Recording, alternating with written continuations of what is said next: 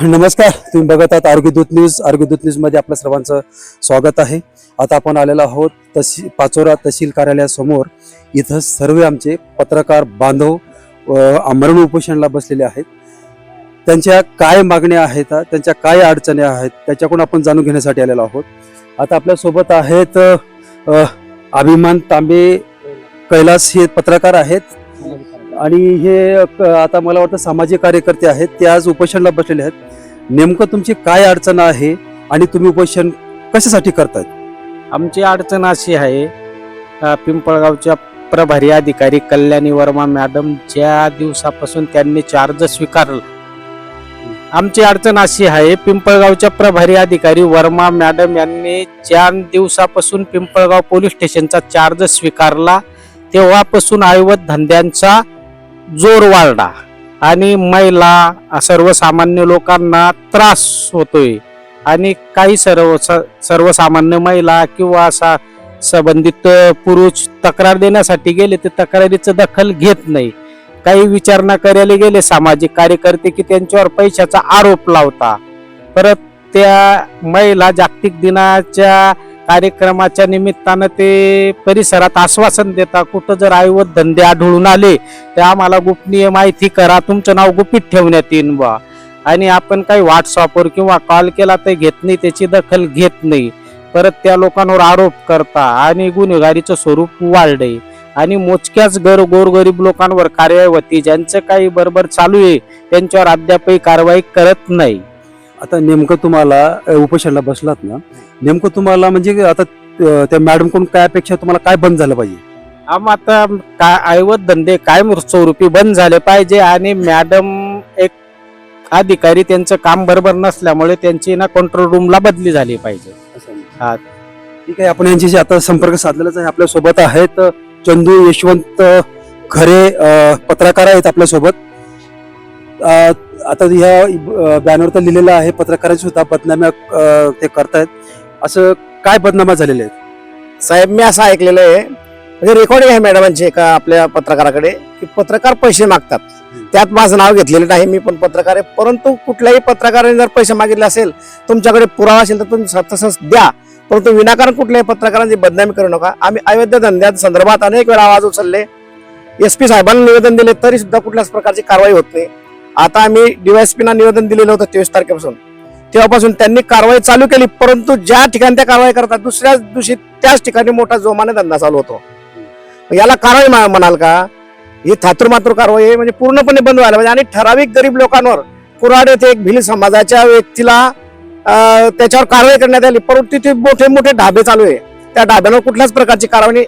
अशा प्रकारे दुधाभाव करून मॅडम कारवाई करताय. म्हणून या संदर्भात आम्ही DYSP कडे व्हिडिओ पाठवले, जोगाराच्या अड्ड्याचे व्हिडिओ पाठवले. DYSP साहेबांनी तात्काळ दखल घेऊन कारवाई झाली.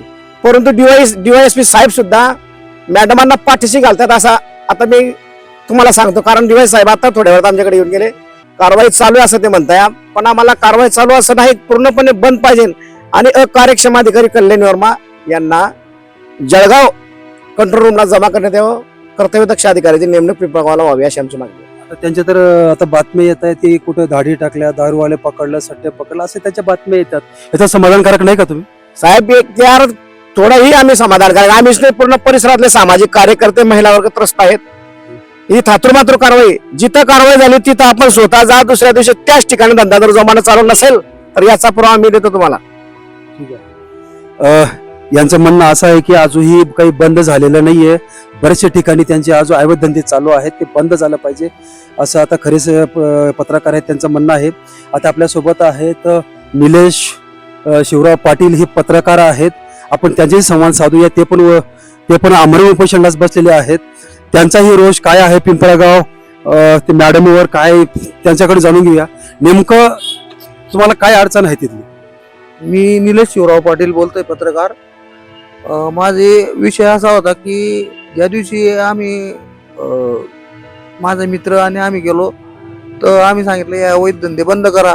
तर आम्हाला त्या मॅडमनी ते तर काही बोललेच नाही, पण उलट आम्हाला सांगितलं की आमच्याकडे पैसे मागणी करायला आले होते बुवा. मग यांनी तसं आम्हाला प्रूफ करून दाखवा की आम्ही यांच्याकडनं पैसे घेतले. मग त्याच्यानंतर विषय भरपूर असे झाले की यांनी जे छोटे छोटे, आता इथून त्यांना आम्ही प्रत्येक वेळेस धंदे कुठे कुठे काय काय चालू आहे, इथून किती 10 वर्षापासून कुठून कुठून मोठे मोठे हप्ते चालू आहे, जे मोठे मोठे मासे त्यांना आतापर्यंत पकडलं नाही त्यांनी, आणि गरीब लोकांवर कार्यवाही करतायत. त्याच्याबद्दल आमचा रोष आहे की बुवा या मोठ्या लोकांवर का कार्यवाही होत नाही. चिंदाडला कधी गेले तर राजुरी रस्त्यावर मोठा ढाबा आहे, मोठे 2 मजली बिल्डिंग आहे, तिथं खाली सट्ट्याचा अड्डा चालतो, वरती दारूचं दुकान चालतंय.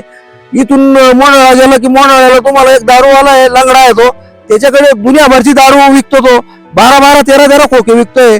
याच्याबद्दल आम्ही एवढं मोठं सांगतोय, पण मोठ्या माशांना पकडतच नाही. ते छोटे छोटी कारवाई करून आम्हाला दाखवत आहे. आणि आता DYSP साहेब स्वतः आले इथं, ते काय बोलले की बुवा आम्ही कार्यवाही करतोय, याचा अर्थ ते मॅडमला पाठीशी घालताय.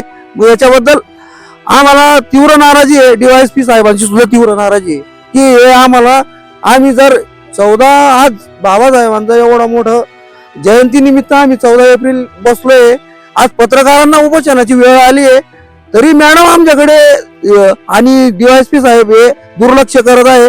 आमचं आंदोलन याच्यानंतर समजा साहेबांना आमचं मनासारखं नाही आंदोलन झालं, इथून पुढचं आंदोलन आमचं मुंबई येथे राहणार आहे, आझाद मैदानावर. बरं, आता हे मॅडम कारवाया करते त्याच्यावर समाधानकारक नाही का तुम्ही? नाही, आमचं समाधान काय आहे, ते छोट्या लोकांवर, गरीब लोकांवर कार्यवाही होती ना, मोठे मोठे पकडा ना. आज मोठे लोक कुठे, त्यांचे अड्डे केवढे मोठे, वाडी शेवाळ्याला केवढा मोठा अड्डा आहे, तो पकडला नाही अजून त्यांनी. याच्यावर कार्यवाही का नाही? निलेश पाटील पत्रकार आहेत, त्यांचं म्हणणं आहे की जे मोठे मोठे ज्या ठिकाणी अड्डे आहेत, जिथे हे सट्टा पट्टा चालू आहे, ते बंद झालं पाहिजे. आणि विनाकारण छोट्या लोकांना आम्ही बंद करतोय हे त्याच्या दाखवण्यात अर्थ नाहीये, आणि आम्ही त्याच्यावर समाधानकारक नाहीये. त्यांच्याकडून आत्ताच आपण प्रतिक्रिया घेतलेली आहे. आपल्यासोबत आहेत कुंदन बेलदार पत्रकार, ते सुद्धा आपल्यासोबत आहेत, ते सुद्धा आमरण उपोषण करत आहेत. त्यांच्याकडेही आपण जाणून घेऊया नेमकं तुमच्या काय मागण्या आहेत, थोडक्यात बोलून द्या. आमच्या ह्या मागण्या आहे की अकार्यक्षम कल्याणी वर्मा जे मॅडम आहेत तिथं त्यांची तात्काळ बदली करण्यात यावी, कारण त्यांच्यावाला अवैध धंद्यावर कुठल्याही प्रकारे वचक दिसत नाहीये. ते कारवाई जरी करत असल्या ती थातूर पद्धतीने कारवाई दिसून येत आहे.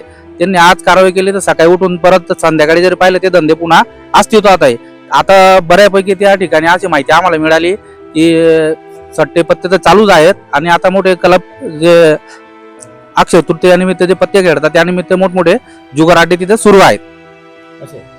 मग आता मॅडम शेवटी तुमचं आता जर हे तुमच्या मागण्या पूर्ण झालेल्या नसतील तर ह्याच्या पुढे तुमचं काय असणार आहे? आम्ही यापेक्षा अजून आंदोलन मोठे करू आणि मुंबई सारख्या शहरामध्ये आझाद मैदानाला उपोषणाला बसू. की अवैध धंदे बरेचशा ठिकाणी वाढलेले आहेत, ते कुठं ना कुठं बंद झाले पाहिजे. आज जर बघितलं आपण तर बरेचसे मुलं ह्या अवैध धंद्यामुळे पत्ता सट्ट्यामध्ये हारतात, आत्महत्या होतात, अनेक घटना आपण बघतो, आणि हे कुठं ना कुठं थांबलं पाहिजे. आणि जर मॅडम इथं म्हणजे आपण धाडी इथं पत्त्यावाला पकडलं, दारूवाले पकडलं असे ते म्हणतायत, पण आता हे आमचे पत्रकार बांधव म्हणतात हे छोट्या मोठ्या व्यावसायिकावर ते धाड टाकता आहेत. खरे मोठे मोठे जे चोर आहेत, मोठमोठ्या ठिकाणी ते अवैध धंदे चालू आहेत, ते बंद झालं पाहिजे. आणि जर हे बंद नाही झाले असले तर यांची मागणी सरळ आहे. या ठिकाणाहून कल्याणी वर्मा मॅडमची बदली झाली पाहिजे असं सरळ यांचं म्हणणं आहे. तर आपण आता आरोग्य दूतचं लक्ष लागून राहील, बघूया आपण पुढं बदली होईल नाव होईल का सट्टे बंद ते मॅडम करतील ना करतील, आपलं लक्ष लागून राहील. धन्यवाद.